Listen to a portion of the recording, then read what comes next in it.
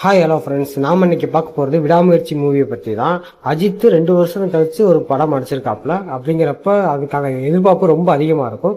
But எதிர்பார்ப்பை இது பூர்த்தி பண்ணிச்சான்னு கேட்டால் ஓரளவுக்கு பூர்த்தி பண்ணுச்சு. பட் அஜித்துக்கிட்ட எல்லாருமே எதிர்பார்க்கறது ஒரு கலர்ஃபுல்லான அஜித் வேணும் அப்படிங்கிறதா.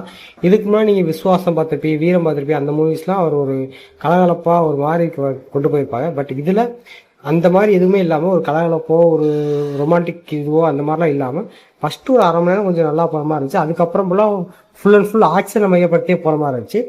இது மகிழ் திருமணியோட ஒரு 100% மூவி. ஸோ இதில் அஜித் நடித்தது தான் கொஞ்சம் அந்த படத்துக்கான ஒரு மைனஸ் பாயிண்ட்டாக நான் நினைக்கிறேன். ஏன்னா அஜித் இது வரைக்கும் நடித்த எல்லா படங்களும் பார்த்தீங்கன்னா ஒரு சாக்லேட் பாயாக இருக்கலாம், இல்லை ஒரு ரூடான கேரக்டராகவே இருந்தாலுமே அதுலேயும் ஒரு ஹியூமரை கொண்டு வந்து ஒரு காமெடியாக பண்ணியிருப்பாங்க.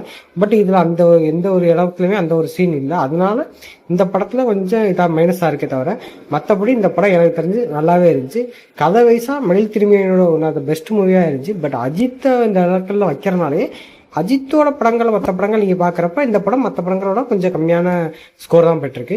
மற்றபடி கதையிலையோ வேறு ஸ்க்ரீன் பிளேலாம் சொல்லவே வேணாம், அந்த அளவுக்கு பெட்டராக பண்ணியிருக்காப்புல. நீங்கள் இது வரைக்கும் பார்க்காத இடங்கள்லாம் சூப்பராக காட்டியிருக்காங்க. ஸோ இந்த படம் பார்த்தவங்க உங்கள் தாட்ஸ் கீழே கமெண்ட் பண்ணிட்டு இந்த வீடியோ பிடிச்சதை லைக் பண்ணுங்கள். நம்ம அடுத்தடுத்த வீடியோவில் பார்க்கலாம். பாய்.